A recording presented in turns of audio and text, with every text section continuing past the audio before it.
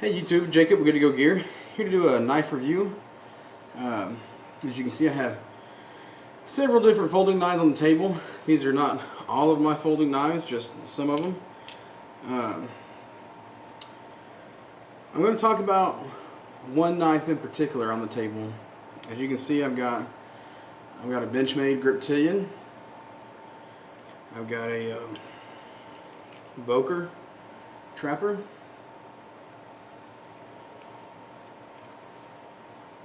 I got a 0350, 0200, the Faithful Leatherman Sidekick, one of my favorites, and then of course a newer edition, the Cold Steel Spartan. Right here I have the Ontario Rat 1.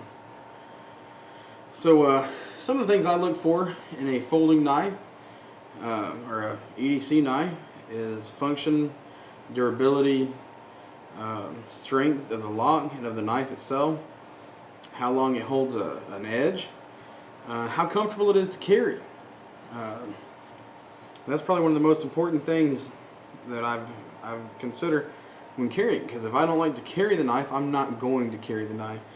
For instance, I love my zero tolerance 0350. Love it. It's an assisted opening. It's got the the S30V blade steel. It's one of my favorite folding knives. I keep it in an EDC backpack because when I first got it, I'd wear it. It's just really wide, very wide this way. And when I go to stick my hand in my pocket, I mean, I'm a big guy as is, but I stick my hand in my pocket and it's scrunched and being rubbed against this knife. And if you flip it around this way, if you reverse the pocket clip, you catch the flipper. And I never had it open, the knife. It just was not very comfortable. And so some people might say, well, put it tip up. Well, I might be one of the few, but I actually don't mind tip down carry. I don't, especially with a flipper. When you pull it out, and you pull it out of your pocket, it's just kind of natural to me to you just grab it, and then up, and I'm already in the position to open it. A lot of people argue that tip up carry is better for that. Because that way when you open, you pull your hand out, the blade's already like that, but you still got to actuate the flipper, so I don't really get the tip up or tip down, but that's not what this is about. So even though I love this knife, it's just a bit too big, too bulky for me to carry. So we're not going to talk about that one. This one, another zero tolerance, it's a 0200. Love this. It's a 154 cm, and this is a big, big knife. The handle is very comfortable. I consider it to be very ergonomic. This jimping back here, I don't know if you can see that, but it looks kind of blocky, right? It looks like it'd be uncomfortable. But as you can see, I can move my thumb up and down it, and it's perfect because if you push, it really grips your thumb. I love the amount of jimping on this. I love this knife. I love how this part right here, this choil right here, when you grip that, I mean, it really locks your fingers in. I mean, you're not going anywhere on that knife. I love the oversized thumb studs. I like again, the flipper design. It's not assisted, but it still flicks open rather easily. There's zero blade play on either one of these zero tolerances. I love both these knives. I like how they have stainless steel liners because my thing is, what if I'm out using it, or everybody says, oh, this is your last knife, your one tool option, it's the knife you got to have on you for the shit hits the fan. What if the handle breaks? What if you fall and you hit some rocks and your handle breaks? If this breaks off, the G10 breaks off, great. I still got stainless steel liner underneath, my knife will function. That's something I actually look for in a knife. I like the stainless steel full liners. I don't care if they're hollowed out or not. I'm a big old boy. If I can't carry a 7-ounce pocket knife, something's wrong. I know the argument is, well, ounces equal pounds and pounds equal pain and blah blah. Well, shit, if it's the end of the world or a bad day, worst case scenario, I want a tool that's built to last. Not something that's light and flimsy that'll possibly break under some hard juice. So that's another one. I don't carry that one very often. It's just, again, it's too wide, not pocket friendly. Then we got this one. I got this one recently, the Cold Steel Spartan. You think I'd learn after those two, but nope. This one I actually got because it has kind of the wave feature with this piece right here. It opens up very quickly. I carry this in my left side pocket. This one I carry when I'm with my family. I carry it This is the only knife I actually have that I do actually carry kind of for self-defense. I carry it as a weapon retention. I carry it like this, tip up, left side pocket. Again, it's very big. In that pocket, I only carry my EDC pouch, so I don't really notice it that much. So this one actually does get carried pretty regularly. Great knife. I should have a review coming on that soon. We have here the Benchmade grip tip, green and tan. You customize. I had the Spartan helmet put on it with the Molon Lab on there. I like the camo. I like neutral tones. So she did one of each because I told her I didn't know if I wanted a tan or a green handle, so she did one of each, and I like that about their customization. The biggest disappointment I have with this blade is this is the first Benchmade I ever bought. The handles carry this one a whole lot because it's got sentimental value to me, so that's that. But this one is one of my favorites. It's very light, very thin, has great blade steel. That S30V, in my opinion, is one of the best steels on the market. So that's a great folder. This knife I have, and I carried it every day for many, many years in this sheath. It's just some sheath made by somebody down in Mexico. I bought it at a local gun store, or excuse me, knife store in Midland. This is more of a dress knife for me. I have used it to help skin deer. I've never actually carved any wood with it, mainly just tape, packages, and that skinning, you know, which is really what it's for.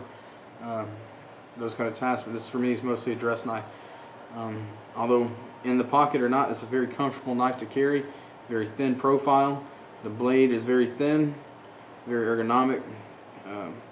I would not classify this as a hard use knife, but it's a knife that I don't mind carrying, especially since I got this sheath for it. I always carry it in that, and that's just where it stays.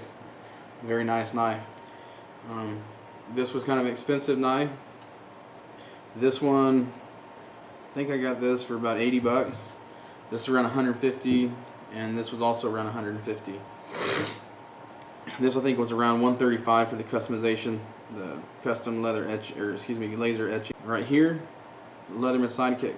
This is kind of my first introduction to Leatherman multi-tools. I'd always been a big Gerber fan and stuck with Gerbers. When I first started working in the oil field, you had to work on trucks and keep them running and functioning, and then you had to replace lights, so I needed a wire stripper, needed a pair of pliers, you know, I just needed some tools, and I got this. I think I paid $45 for it. It has a pocket clip. This also rides in my front left pocket when I carry it. If I don't carry it, it's in my EDC bag. I love this multi-tool. Very functional. Has a blade, straight edge. Over here you have a saw, so if you need if you're in a survival situation, that should be able to help you out there. It's kind of dusty from I haven't cleaned it really in a while. It's oiled and stuff, but it's kind of dirty. Seen a lot of backpack use. Overall, though, out of all these knives that I have on the table, and like I said, it's just a sample of what I've got. This is my most carried everyday knife. It's the Ontario Rat 1. It's got AUS 8 steel. I've had this knife probably 3 or 4 years, and it goes with me everywhere. This is probably my most used and abused, you know, rode hard and put out wet knife that I own. I have been rained on. I have been sprayed with water on accident out in the oil field and had this knife get wet on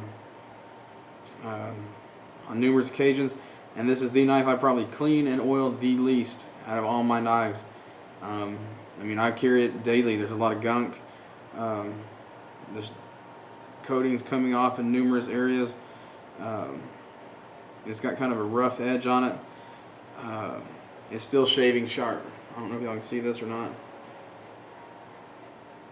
but I mean, I keep all my knives in shaving condition. I don't see the point in having a dull knife, so every time I use it, even if it's just cutting tape or opening a piece of paper, cutting cardboard, I bring it home and I touch it up. And what I find is if you do that, this knife has remained sharp for me every time I needed it. There was a few times I've been out and just kind of bored. I'm carving on sticks, and when I put it away, it was not shaving sharp. It was still very, very sharp, but it wouldn't pop the hair on my arms like it does now. And so what I do is when I get home, I hit it on maybe a stone, and then my ceramic rods that I use to sharpen my knives. And that's it. I mean, this knife has no signs of rust or corrosion. It's got dirt and gunk on it. But what makes this knife my #1 carried knife is how thin that is. And the fact that it's a $35 knife. I mean, I got rained on that day, and I didn't get home. The first time I got rained on, normally if I have one of these knives, you know, it takes me another 20-30 minutes. I have to take it home, spray it down with oil. I actually kind of give it an oil bath, take it out, wipe it off, soak it with some more oil, get all the water and gunk out of it as far as I can, and then I'm able to kind of relax and do my thing, because these are all high-end knives. But this one, you know, the first time I got sprayed with water and rained on, I just came home, took it out of my pocket, set it down, didn't even wipe the water off. It had dried. You know, there has been several hours between I got home, because that happened to me in the afternoon, and I didn't get home that night until late, and I was tired and just ready to go to bed. I just got home, took it out of my pocket, took a shower, and left it. The only rusting I ever did see was right here around the thumb stud, and that was it. So I sprayed that with some oil, got a Q-tip, kind of rubbed it out, rubbed it, and got rid of where I didn't see any rust coming on it. And that's it. I think I've oiled this thing in the 3 or 4 years I've owned it, maybe twice. And I mean, you can see the pocket clip. It seems a lot of wear, EDC wear. I mean, I don't go and do stupid shit. I don't baton with this knife. I don't do a lot of carving with it. I have, and the coating actually seemed to wear pretty well. I mean, you can't really see. You know, just be bored sometimes or on campouts. Just kind of carve a stick, like just to a point, or just to kind of whittle it away, just for shits and grins.